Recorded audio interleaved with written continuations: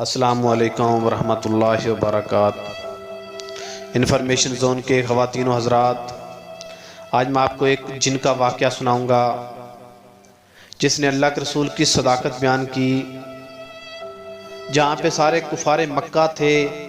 جو اللہ کے رسول کی تکذیب کر رہے تھے، اللہ کے رسول کو جھوٹا کہہ رہے تھے معاذ اللہ، وہاں پہ ایک جن نے اللہ کے رسول کی صداقت بیان کی،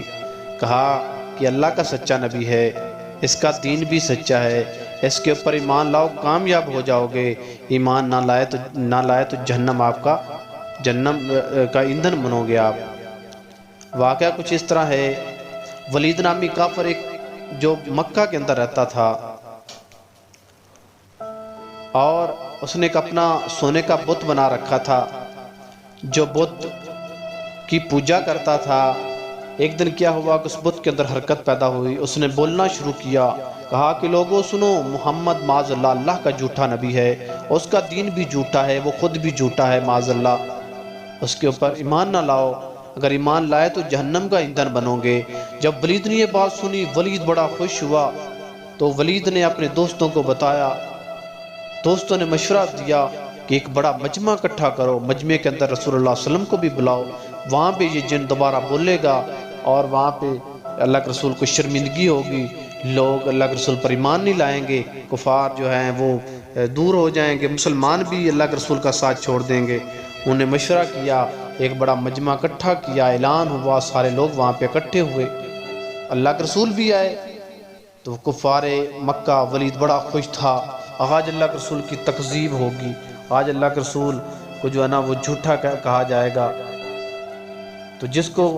شرمندگی سے اللہ بچانا چاہے، جس کی شان اللہ بڑھانا چاہے،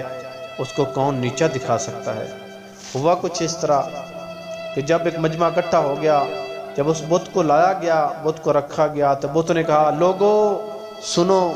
محمد صلی اللہ علیہ وسلم اللہ کا سچا نبی ہے، یہ جو دین لے کے آیا وہ دین بھی سچا ہے، یہ خود بھی سچا ہے، لوگوں عقل کے ناخن لو، اگر کامیاب ہونا چاہتے ہو، جنت کے وارث بننا چاہتے ہو، اس نبی پر ایمان لے آؤ، اگر جہنم کا ایندھن بننا چاہتے ہو تو پھر آپ کی مرضی ہے۔ جب لوگوں نے یہ بات سنی تو ہکا بکا رہ گئے، حیران رہ گئے، یہ کیا ہوا۔ ولید جو ہے وہ شرمندگی سے پانی پانی ہو گیا۔ اللہ کے رسول فتح یاب ہو کے وہاں سے نکلے، اللہ کے رسول کی شان اللہ نے بڑھائی، اللہ نے حفاظتیں کی رسول اللہ صلی اللہ علیہ وسلم کی۔ جب وہاں سے نکلے، گھوڑ سوار، ہاتھ میں تلوار سے خون رس رہا ہے۔ اللہ کے رسول نے پوچھا، ہاں تو کون؟